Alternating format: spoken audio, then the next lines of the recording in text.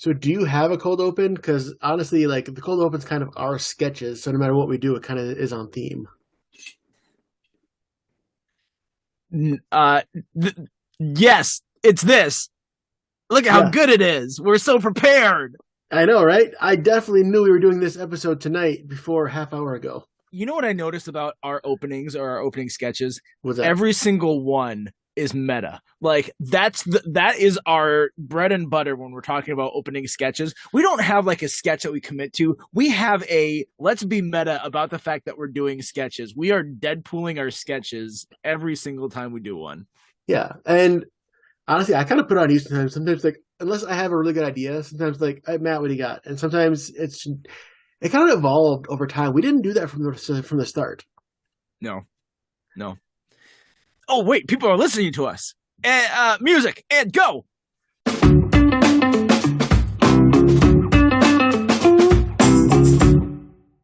Hey everyone, welcome back to TV Guys, where the best sketches are the ones that I have of Brian in my apartment. I'm Matt. I'm Brian, and you weren't supposed to tell anybody about those. I posed for those privately.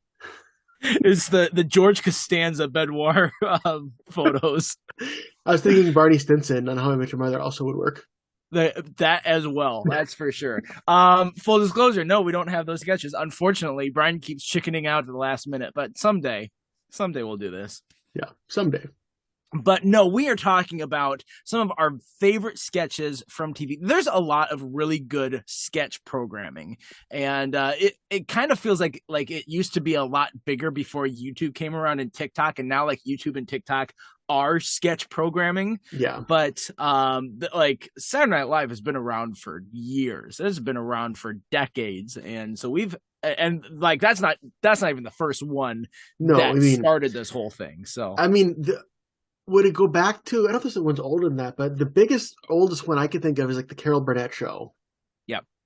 Yeah, so we're going to talk about what are some of our top, like for me, this is a topic that kind of got sprung on Brian a little bit. I've had this episode in my head for like months, and I'm like, oh, I know exactly what I'm going to talk about. So I've had months of preparation just sitting around, and Brian's just like, I'm winging it.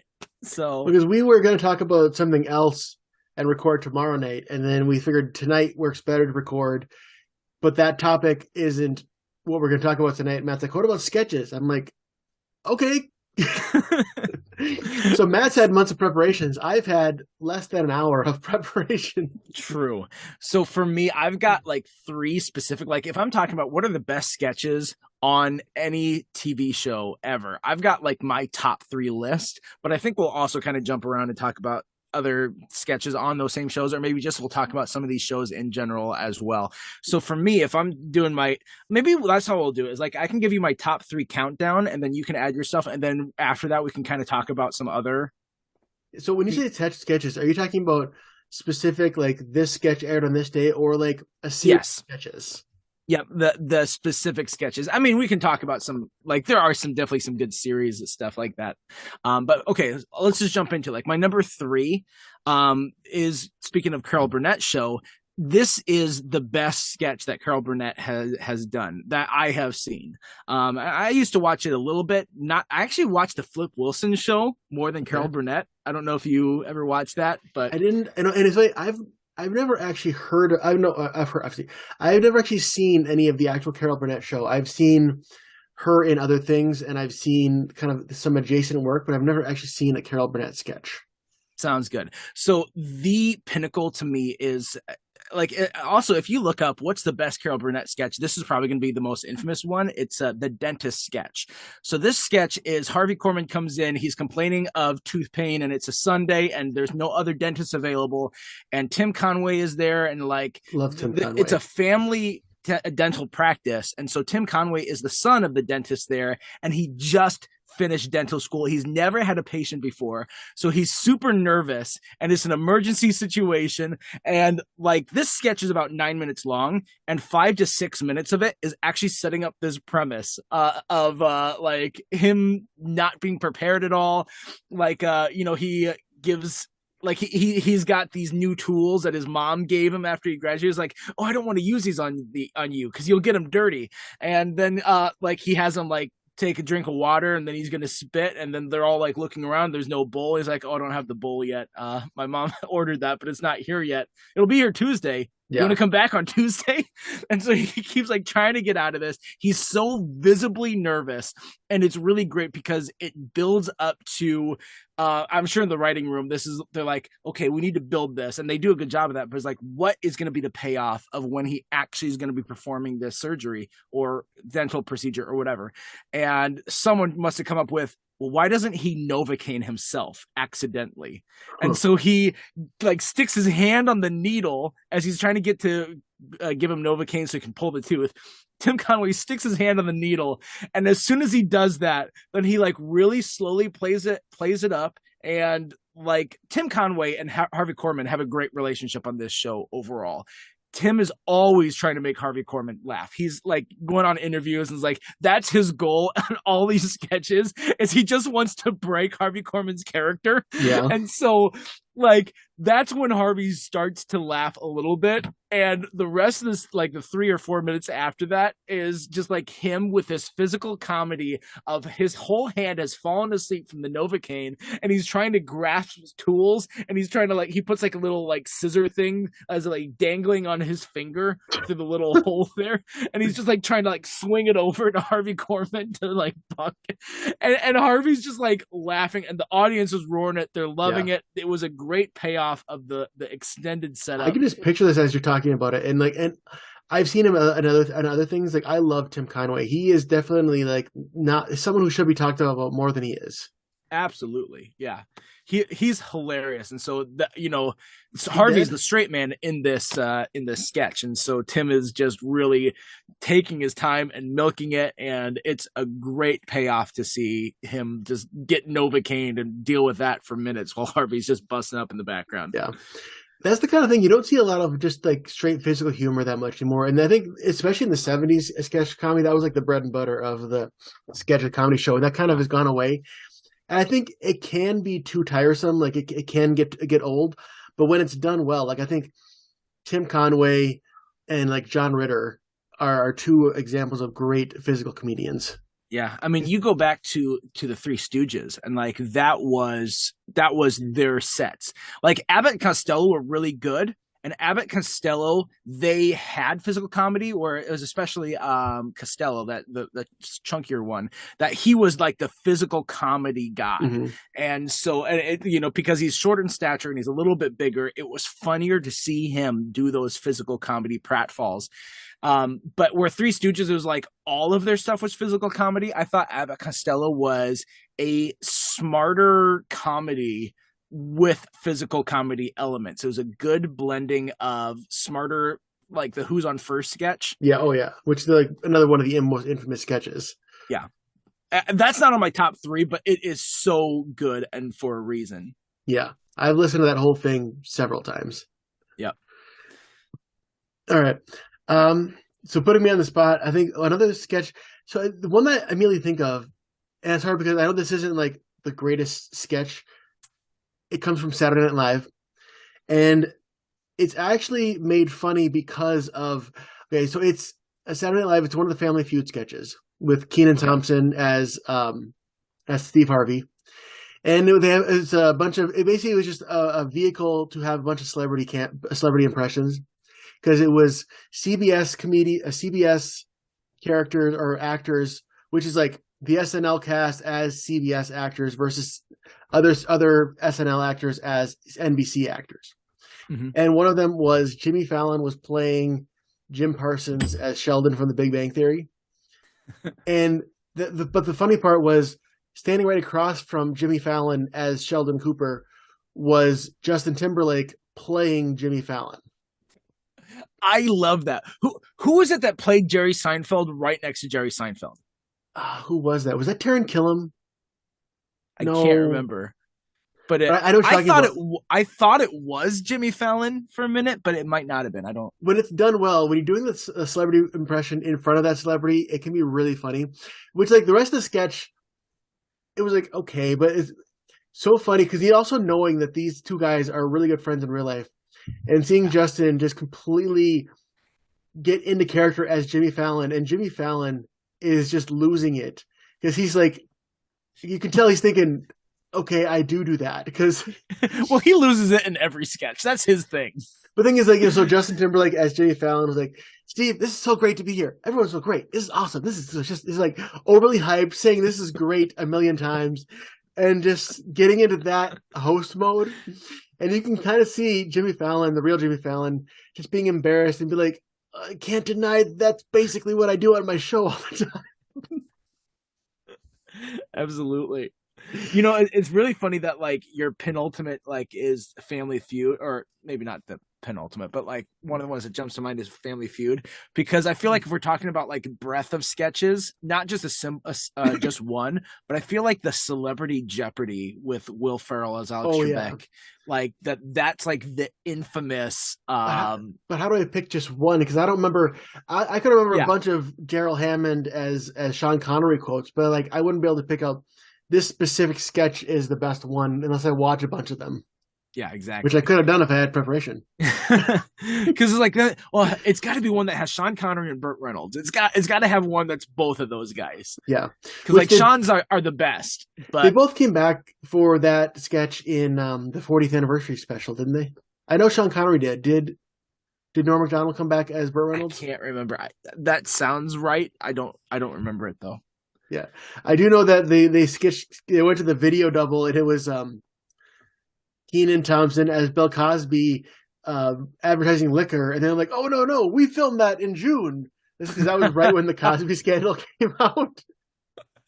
That's great.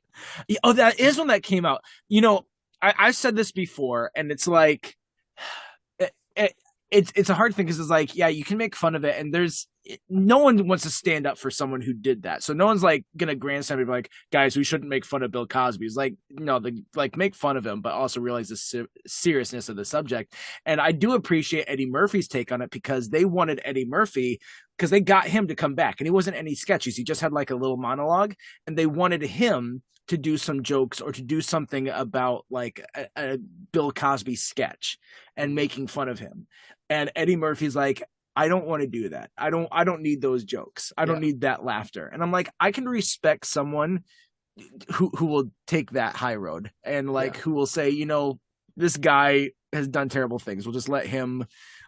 Let's not like give him more attention than he needs right now. So. Oh yeah, definitely. But then coming back to Saturday Night Live, so if we're on like my list, because actually my number 2 is a Saturday Night Live sketch, and it's the best sketch to me that Saturday Night Live ever did. And can you guess what that's going to be? Because it does have Will Ferrell. Oh, Will Ferrell. Okay, it's not. Obviously, yeah. Cowbell Sketch. Yeah, absolutely. What a fantastic sketch. Yeah. Now, I don't know, like, my number 1 doesn't have people breaking character, but like number 2 and number 3 are both like people are breaking character, because like Jimmy Fallon is like, again, he can't handle anything, and he's laughing the entire time, and he even gets Will Ferrell to barely crack. And then if you look in the background, you can see Christopher Walken when he goes in the sound booth. Like, he thinks he's hidden because, you know, he's semi off screen, but you can still see him a little bit, and you can see him laughing the entire time back there. And Chris, wasn't Chris Parnell also there, and wasn't he laughing a lot? He too? Was, yeah. Chris Parnell, Chris Kattan. You're right. Yes, he has a great line, because like Christopher Walken like is just loving this, and it's just like his whole like gotta have more cowbell, and like that's fantastic. But then to see how Will Ferrell, his physicality with it mixing together, both of those are great. And so like I love when he's just like, babies, before you leave here, y'all be wearing gold-plated diapers. And Chris Kattan's like, what does that mean? Never question Bruce Dickinson. Okay, is that a real guy? Is Bruce Dickinson a real guy, or is that a made-up character? I think it's a made-up character. I looked this up a long time ago. But I think I remember it being like, oh, it's just made up for the sketch. Well, I think the brilliance of it is if you were just reading it off a script, I don't think it would sound that funny. I don't think you would look at that and be like, this is the greatest sketch ever. But what those guys, specifically Will Ferrell and Christopher Walken, their delivery in it just elevates it. They took an okay script on paper and made it one of the greatest of all time sketches. Guys, last I checked, we don't have too many songs that feature the cowbell. Yeah. Man, it is a fun sketch. It's so much fun to see him like dancing with it because it's like you've got to just go ridiculous with it, and he does, and so So great combination. Matt, I know you kind of fell off it. I haven't listened to a lot of it, but there's an Office Ladies episode where it's just them interviewing Will Ferrell because they got to Uh-huh. those episodes with him. You should listen to that. It's actually a really funny interview. Just hearing them talk to Will Ferrell. I I would like to. There's so much I'm like I still got to get. I am still finishing up promo for in a couple weeks. We're gonna have that '70s show episode, Yeah, and I'm still watching through that '70s show. I'm almost done. I'm in the second to last season, so it's about to just all go to the toilet here. yeah, We're pretty close. that was good. Oh, they also did an interview with Mark Proksch, who played Nate, Oh yeah, I and like his that. story about basically cranking news outlets to getting on The Office is like, yeah, most people have to audition and stuff. I just kind of fell into fame. Was basically his story. That's awesome. That sounds exactly like how he would get into an acting role. Yeah. All right. See, with no preparation, another one that comes to mind. I mentioned Key and Peele, Oh which yeah, Key and Peele is another very underrated sketch. I think it came after, like, everyone still talks about Saturday Night Live and Mad TV are like the kind of like the big two pillars, but Key and Peele is just as good. And if I was going to pick one, I'd have to pick The Substitute Teacher. oh yeah. You done messed up, Aaron. Yeah, just messes up everybody's name, and like for the majority of the sketch, like 99% of the sketch, it's just Keegan Michael Key with a bunch of these extra actors, and it just he thinks everybody's name is mispronounced, and when they correct him, he thinks they're messing with him, and again, doesn't sound like a funny sketch on paper, but he's able to deliver it. It's like Aaron, Balake, Jay Quillen. What are some of the other ones? I can't. D It's been a Nice. long time since I said D Yeah, nice. D Nice. And at the very end, he says some name, whatever, and then at the very back, it's Jordan Peele, and he goes present, like he as in he's in on the joke the whole time. I just Yeah, remember, like, if one of y'all says some silly ass name, Balake, you mean Blake? Oh, and he cracks the clipboard over his knee. I taught in the inner city. I wonder if he was like a little bit parody, like doing a parody of Morgan Freeman and what's that movie? Is it Stamp? Not Stamp. Lean on Me. yeah. Yeah, I That wonder if he was like, he might have been. yeah, because that's that whole movie is basically just Morgan Freeman yelling at everybody. True. Yeah, I've seen that movie, and that is the breath of it right there. yeah, No, that's a great sketch, and it's great because, like you said, Key is just honed in on taking this stupid idea and elevating it to 11, and just this high energy, and yet he still builds in it. It's not like it's like he starts off like crazy high and just stays at this crazy high level. Mhm. He's like, as you said, like he breaks the clipboard at the end, like he revs up to Yeah, this, and so like the setup is good, the setup is solid, and just like I don't know how the writing does it, but it just seems like they ranked all of these names that he came up with in the from the least funniest to the funniest, and they delivered it in that order. Like every name that he does and if his pronunciation gets a little bit better. yeah. I don't know how that they figured that out, but they nailed it. And I'm sure there were a ton of names on the cutting room floor of that too. Yeah. Yeah, when I think of Key and Peele, that's definitely the sketch I think of. That's my number one from them. But I think I also really like the black handshake versus the white handshake with again Key doing Yeah. like the handshakes with everyone, and so like how he interacts with the black people is, I think it's Key. It might be, I can't remember. It's been a while since I've seen that one.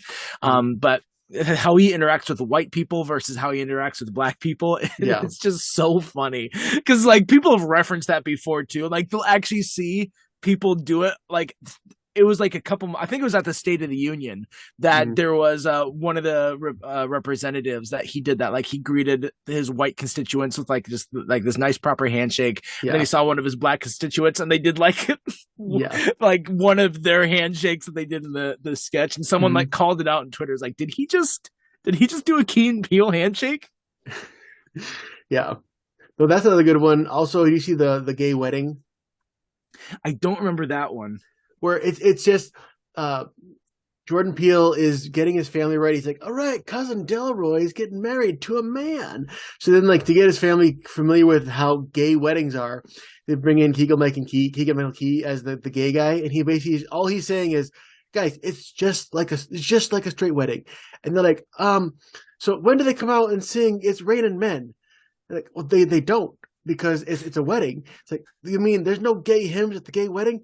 There's no such thing as a gay hymn. It's like, well, I can't do jazz hands more than like 30 seconds before my hand starts to cramp. It's like, no one's gonna expect you to do jazz hand. It's just basically just that. That's all.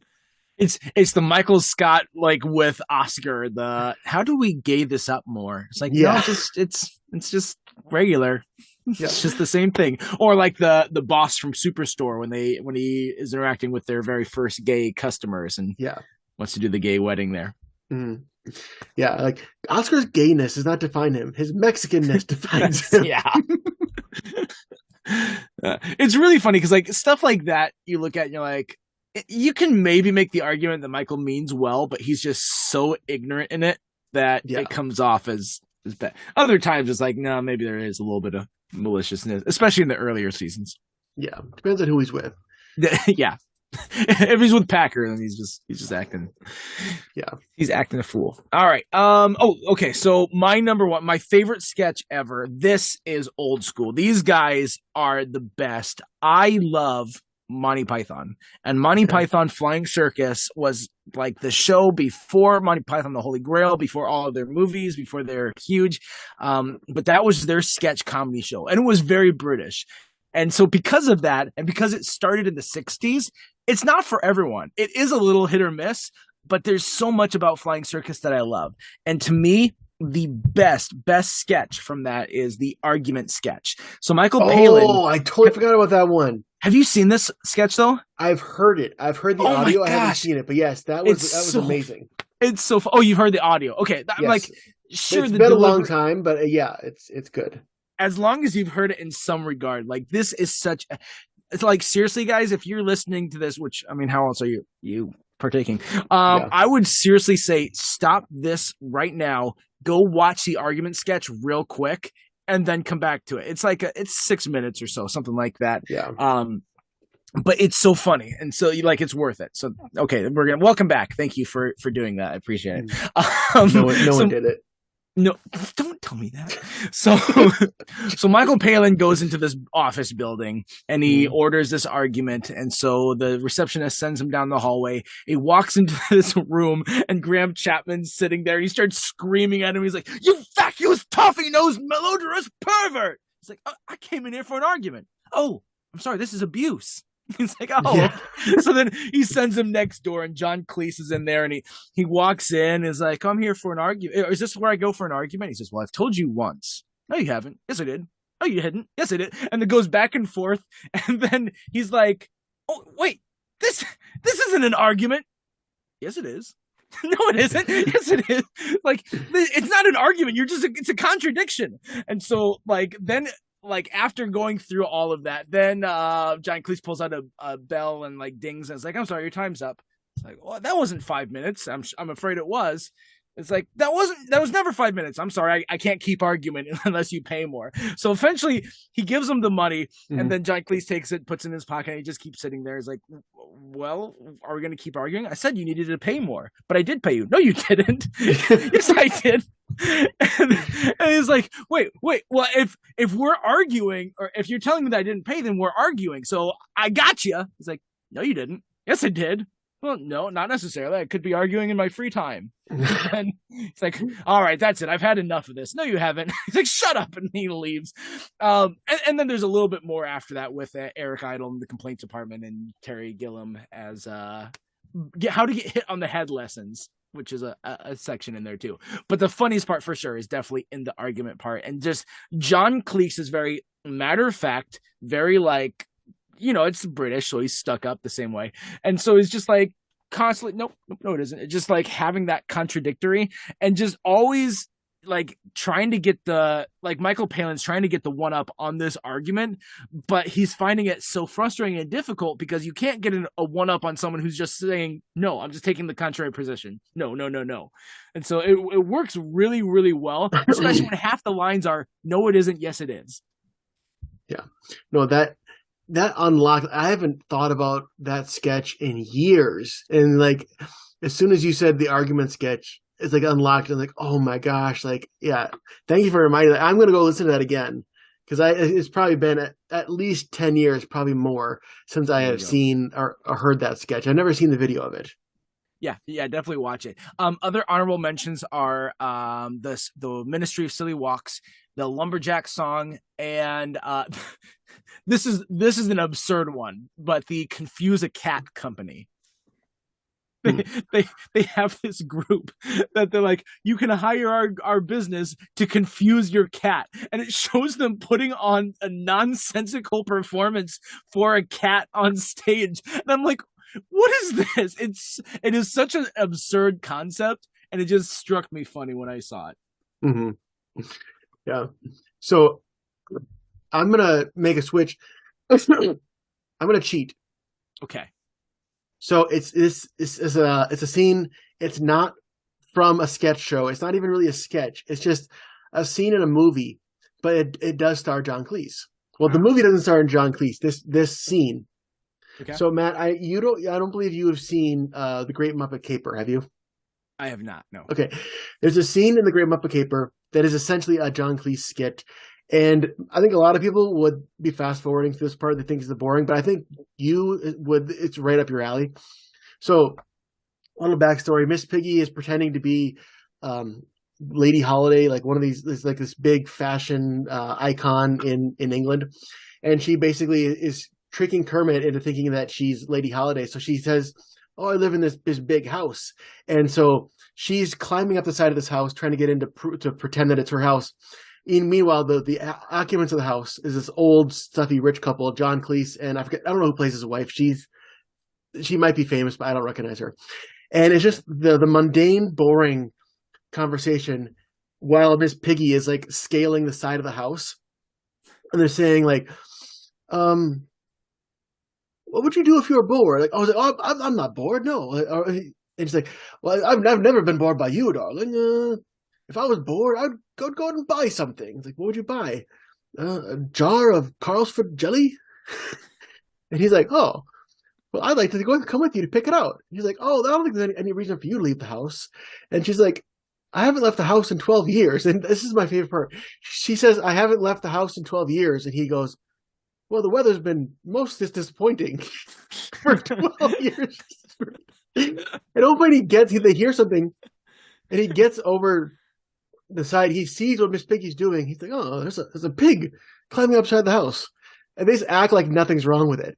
And then the phone's ringing, and they're arguing amongst themselves like, the butler's been discharged. The pets are dead. And then like they're going back and forth. Who's going to answer the phone? Is who could be on the phone? And Miss Piggy, after hearing all of this, because she's gotten the house by now, is just like, "Well, I'll answer it." And she goes and grabs the phone. I'm not doing it justice, but it's just like this totally mundane conversation in the middle of something that should be exciting, which is a pig climbing up the side of your house, and they just couldn't be bothered. And just the fact of like, yeah, the weather's been most disappointing for 12 years. No one plays elite British snobbery quite as well as John Cleese. Michael Caine does really well. He's right up there with him. Yeah. Like those guys are kind of like two sides of the same coin of the British snobbery. But Michael Caine has like he can be comedic with it for sure, but you tend to have him a little bit more on the serious side for higher prestige movies. And John Cleese is a little bit more of the silly side of it. But like in the movie Out of Towners with Steve Martin and Goldie Hawn, he plays like the owner of a ritzy hotel in New York.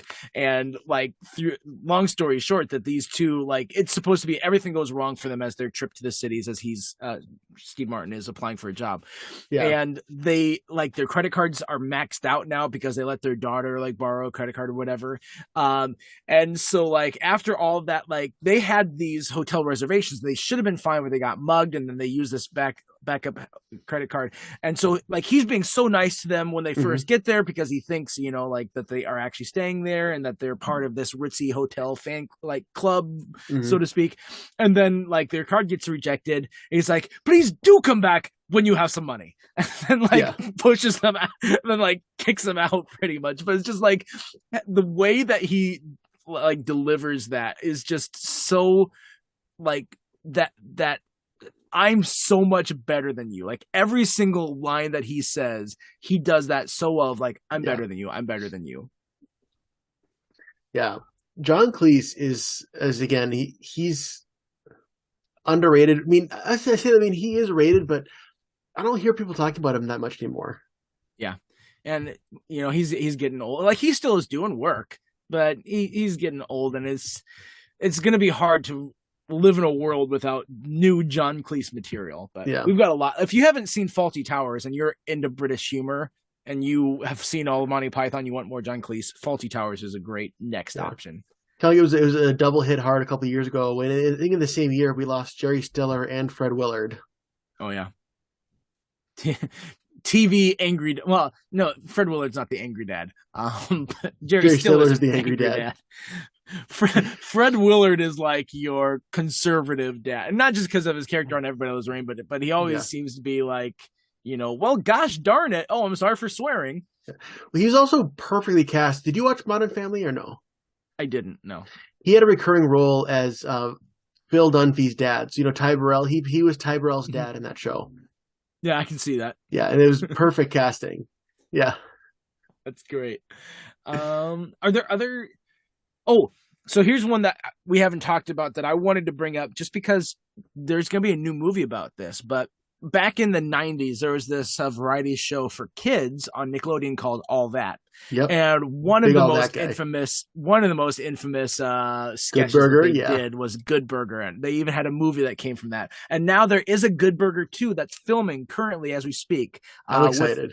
Kenan Thompson, you know, obviously he started on All That. You'd be surprised some of the people that started on All That. Like Nick Cannon, he started on All That. Yep. Amanda Bynes, you might not know her as much because unfortunately she's had some personal issues that like kind of imploded, but she had a lot of work in the 90s and early 2000s. Early 2000s especially. There was maybe a good 5-year stretch where she was in like everything. Yeah. It's like if you were the type of girl back in the 90s that watched like Olsen Twins movies, then it got to the early 2000s, you probably watched a couple Amanda Bynes movies. Yeah, because I mean, she started with like the Nickelodeon stuff, like Big Fat Liar, and she had her own show. Yep. Then she did go into like, you know, She's the Man, and she was in Easy A and Hairspray. Like she kind of was making that transition into not just kid movies. Okay. But yeah, I mean, out of all the sketches on All That, I think the only one that really had any legs and got really notoriety was the Good Burger sketch. Yeah. And, you know, we always think of it as a Kenan and Kel sketch, but because of the movie Good Burger, but the sketch on the show was all about Kel Mitchell as Ed. Basically, It's just a dumb guy and fast food. And I think like the best way to kind of describe it is a series of runners that are in the movie where people are like, just give me 2 Good Burgers. I can't give them to you. You have to pay for them. It's like, you got to be a bun. Just a bun. Well, you said you wanted nothing on it. Well, it includes a hamburger. Well, a hamburger is something. You said nothing. And those kinds of misunderstandings and just profound stupidity is what makes that show. Yeah. And then like you would add the other ridiculous stuff of him like bathing in the milkshake machine. Yeah. Or what was Good Burger also one where they serve pea soup and it was like actual quote unquote pea soup? Not in the movie, but it could have been in one of the sketches. Yeah, because I remember they did that once on one of All That things, and I was just like, for whatever reason, that's something that stuck with me. I say for whatever reason. Let's be honest, I was like 7 when I watched it. I'm like, pea, you know, that's why it stuck with me. Sure, when you were 7. What age? It probably was around there because All That was like mid-early 90s when it started. No, it's the right age gap. I'm just making fun of you. What? You've never done that. I know, right? What is this? We're always super sincere on this podcast. Yeah, it is funny though. Like, there aren't too many to me that like I remember from that show, but like as I'm thinking about it, I've got like there's like four that I can think of, and there's like the one I can't even remember what it is. Like the only woman that I remember on the show, Oh, like Lori Beth Denberg. yeah, like her sitting down at a desk talking to you, and I don't even remember what those Vital sketches were about. information. Was That's this what it was. random stuff? Yeah. So there's that I remember. I remember Keenan as the angry lunch lady, and that Yep. like if you'd make him mad if you rejected your vegetables or something like that. No, it was she loved peas, and there was another lunch lady who loved carrots, and it was like peas versus carrots. Gotcha. Oh yeah, the peas, and so like if you didn't want peas, then she'd freak out. Yeah. Also Keenan in a bathtub. Yep. Um, Pierre Escargot. yes, and then also Keenan as a superhero whose weakness was milk. Yep. Super dude. Man, you've got them all like I'm like, oh, here's a vague thing. You're like, oh, you mean that's what this is called? Like, Well, okay, when Paramount Plus came out, which was just a couple years ago, I watched all that. So these are fresh in my mind as of the more recent years. okay, this is me pulling from 20 years ago Yeah. or more. No, but like I remember one of like the vital information. It was like just dumb stuff. Like she was saying, like if you're a girl and your bra is too tight, you're uncomfortable. If you're a boy and your bra is too tight, I'm uncomfortable. True. Yeah. That's good. Oh, you know what's another? I don't have a single one from this, Okay. but you know what's another sketch comedy I loved? What's that? The Red Green Show, and that's Oh, something yes. we don't talk about on this like at all. But Red Green was a PBS show that like it's really weirdly enough, it was like super popular in Iowa, and like whenever Mhm. there'd be like crowdfunding for keeping it on the air, Iowa was always like at the top for numbers. And so like we lived right next door to Iowa because we're Omaha is like on the edge of Nebraska and the edge of Iowa, and so we would get the Iowa public television as well as Nebraska public television. And so it's like every time Red Green Show was on, they're always like, "Thank you, Iowa. You guys are especially great." And it's like, Yeah. all right, whatever. But like the ones that were there's a couple different ones, but it's like that they would always do like the handyman stuff. Yep. And so Red trying to create something new out of old junk, Usually like, involving duct tape. yeah, of course. And the innovation of that was always like really clever. And so Yeah. it was a lot of fun to see what thing he would come up with. And he'd always say, remember, if she doesn't find you handsome, she should at least find you handy. Exactly. He had all of his like little phrases. Like he had like this thing where again, he's at the desk, but he's giving you like little man advice or whatever, and he'd always end it with keep your stick on the ice. Yeah. And then I remember there was one where it was like an old rusted out car that he's using for like farming. Like, well, you got all these rusted holes in the bottom of your trunk, so you just set your fertilizer on there, and it'll fall through the holes as you drive down there, and it'll fertilize the yard. And you'll put plant seeds on your windshield wipers and have them wipe them all over the place. And there was more to it than that, but it was just like the most inconvenient but technically works kind of way to do farming with an old rusty car. Yeah.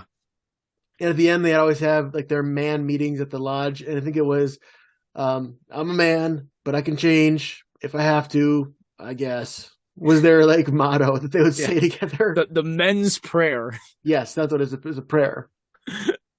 That's great. Yeah, I love Red Green. That's wholesome family entertainment for like Canadian rednecks. It's a strange combination, but it worked. Mm-hmm.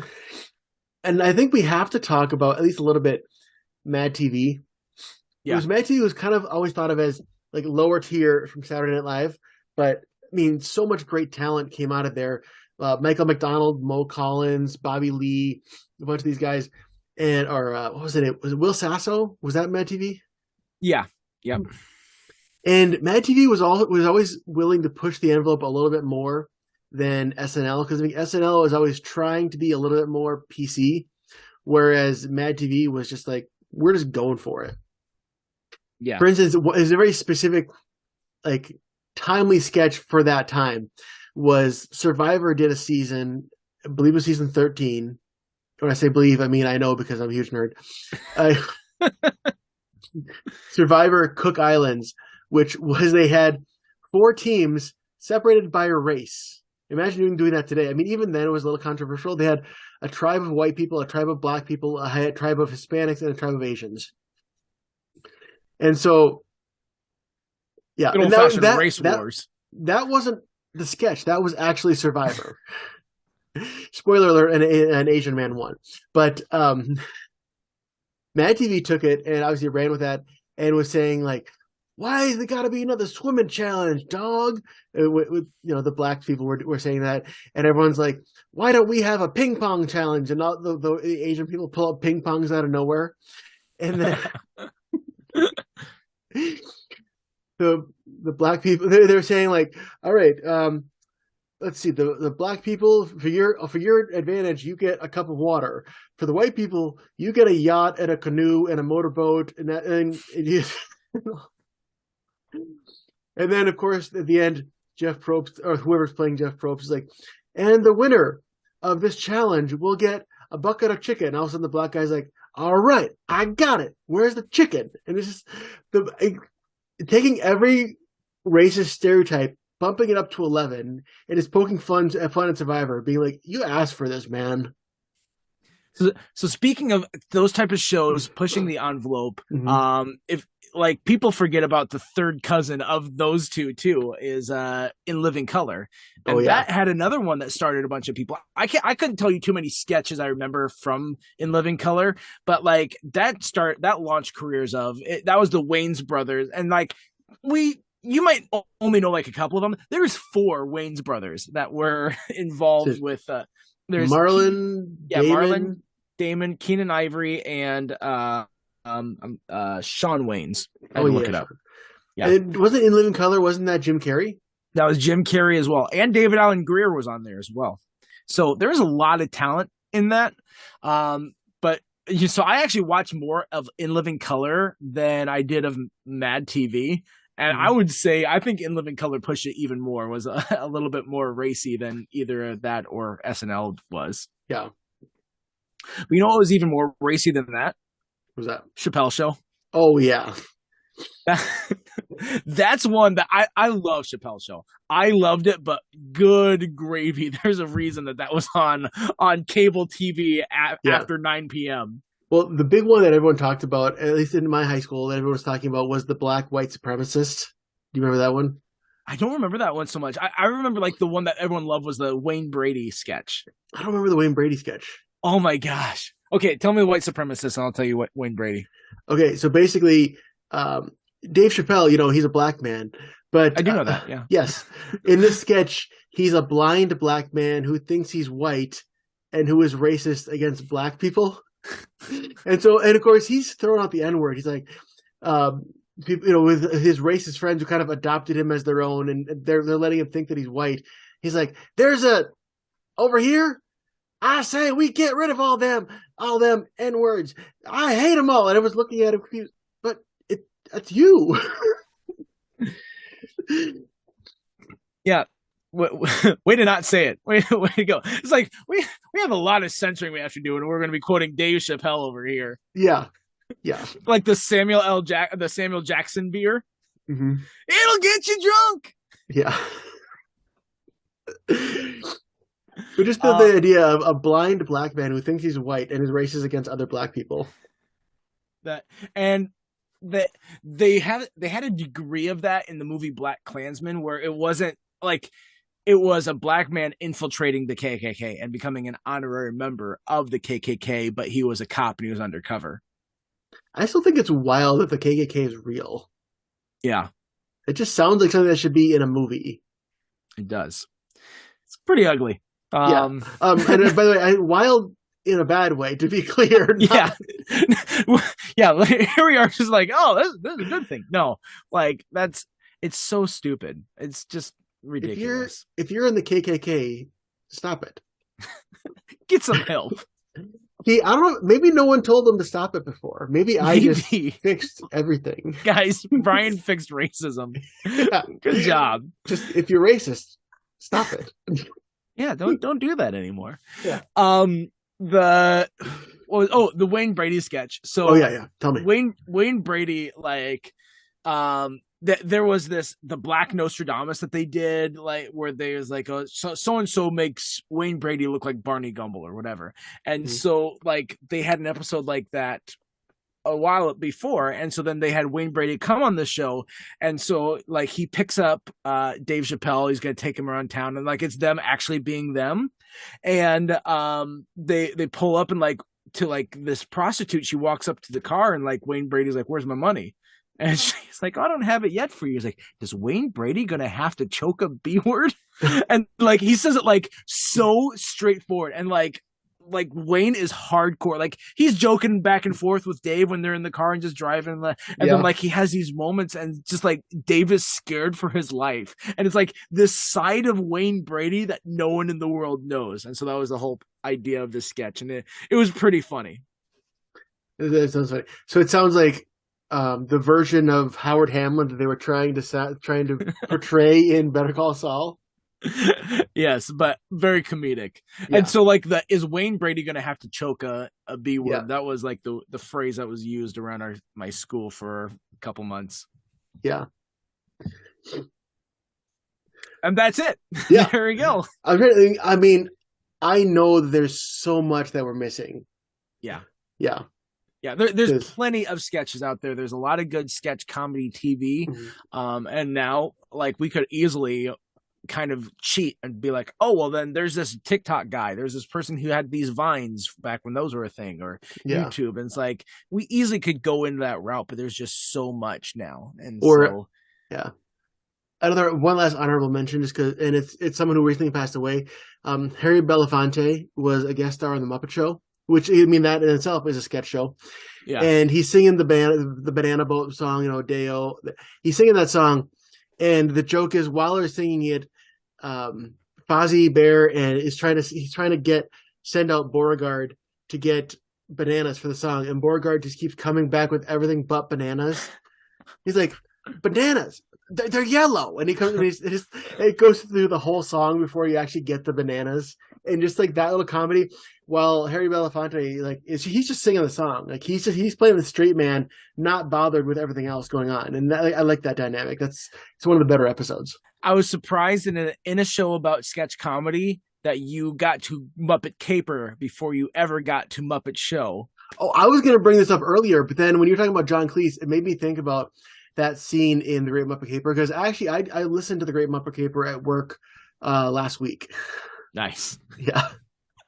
So that's funny. I listened to it. I've seen it enough. It's embedded in my memory. Like, that's how Back to the Future is for me, of course. I can just have it on in the room and be like, yep, I know exactly what is going on screen. I can see it with my eyes. Yeah. It's convenient. I mean, I listen to shows and movies while I'm at work all the time. Yep. Well, there you go. Hey, let us know. I know, like we said, we missed some, I'm sure. And there, even in the shows we talked about, you're like, Saturday Night Live, you didn't even talk about this sketch or whatever. Like, there's a lot of great ones. So definitely hit us up and let us know. We'd love to give you a shout out in the next episode, or we'd love to even get some more guest stars. And so we've got some great guest stars coming up. We had a guest star last week. And so, our buddies Jeff is back next week. And we've got actually some people I've been talking to that we might have some more guests coming up. Awesome. Paul and Andrew in a couple weeks, is that right? Yes. Ooh, I need to finish up Ted Lasso. How many episodes are there?